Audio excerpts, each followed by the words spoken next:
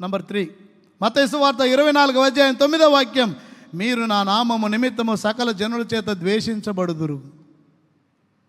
క్రీస్తు భక్తులు ద్వేషించబడిన కాలం తారాస్థాయికి చేరినప్పుడు యేసు రాబోతున్నాడు. కొలవెలివేతలు, గ్రామ బహిష్కరణలు, అవమానాలు, నిందలు, నిష్ఠూరాలు, హేళన, గేలి, నాన్న వారి నుండి, సొంత వారి నుండి, సొంత ఇంటి వారి నుంచి ద్వేషించబడే పరిస్థితి. ఈ మధ్య ఛత్తీస్గఢ్లో క్రైస్తవులు ముస్లింలు తయారు చేసిన వస్తువులు మేము కొనము, వారి షాపుల్లో ఏ వస్తువు కొనకూడదు అంటూ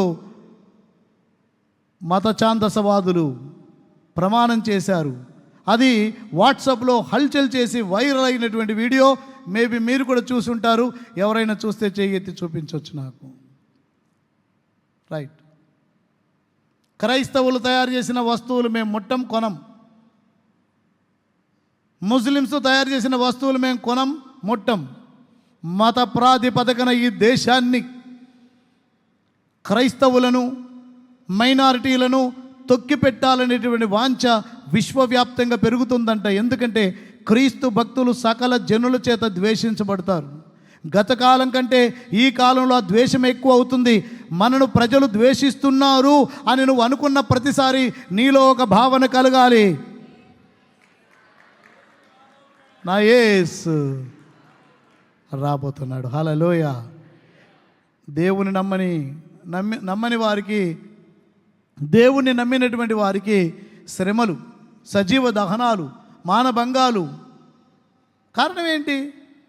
నిజరక్షకుడైన యేసును అంగీకరించడం తట్టుకోలేక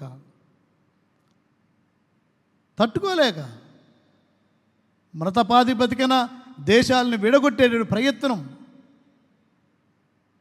అయితే నువ్వు ఊరికే కంగారు పడ మాకు, ఏమవుద్దో యాంటీ కన్వర్షన్ బిల్లు వచ్చుద్దంట, అదవుద్దా. నీకు అర్థమయ్యేది ఒకటే, క్రైస్తవునికి హింస పెరుగుతుంది దేశవ్యాప్తం కంటే నా యేసు త్వరగా. ప్రపంచవ్యాప్తంగా మత స్వాతంత్ర్యం ఉన్న దేశమని చెప్పబడుతున్న ఈ దేశంలో పుష్కలమైనటువంటి క్రైస్తవ హింస జరుగుతుంది.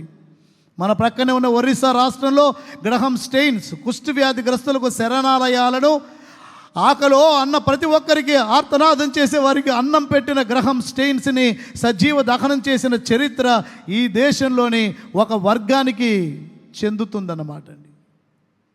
ప్రపంచం ఆశ్చర్యపోయింది. ఏదైనా ఒక దేశంలో ఇలా జరిగితే పర్వాలేదు, కానీ మత స్వాతంత్రం ఉండదని చెప్పిన భారతదేశంలో జీపులో పిల్లలతో సహా పడుకున్న గ్రహం స్టెయిన్ని సజీవ దహనం చేయటమా? సిగ్గు సిగ్గు సిగ్గు సిగ్గు. ప్రపంచమంతా కూడా తీవ్రమైన ఖండన. ఆనాటి ప్రభుత్వానికి ఒరిస్సా రాష్ట్రం మీద ప్రెజర్ తేగ చివరికి అతని అనుయాయులను అరెస్ట్ చేశారు.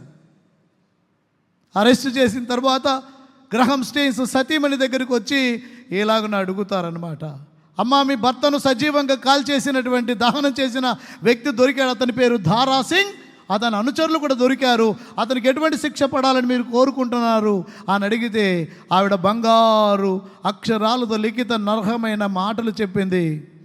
నా భర్త ఏ ఉద్దేశంతో ఈ దేశానికి వచ్చి సేవ మొదలెట్టాడో ఆ కుష్టి వ్యాధిగ్రస్తుల శరణాలయాలను, అనాథ శరణాలయాలను, వృద్ధ శరణాలయాలను ఆయన స్పిరిట్తో నేను కంటిన్యూ చేస్తాను.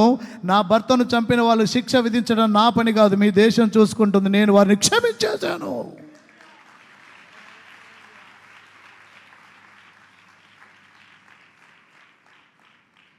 ప్రపంచంలో ఈ మాట చెప్పగలిగిన వాడు ఒకే ఒక్కడు, ఆ శిల్వమూర్తి యేసు ప్రేమమూర్తి భవించిన వాడు మాత్రమే. హల్లెలూయా హల్లెలూయా. హింస రోజు రోజుకి పెరుగుతుంటే నీ ప్రాణం ఇలాగని అనాలి, మరణాత మరణాత మరణాత, ప్రభువా రమ్మో.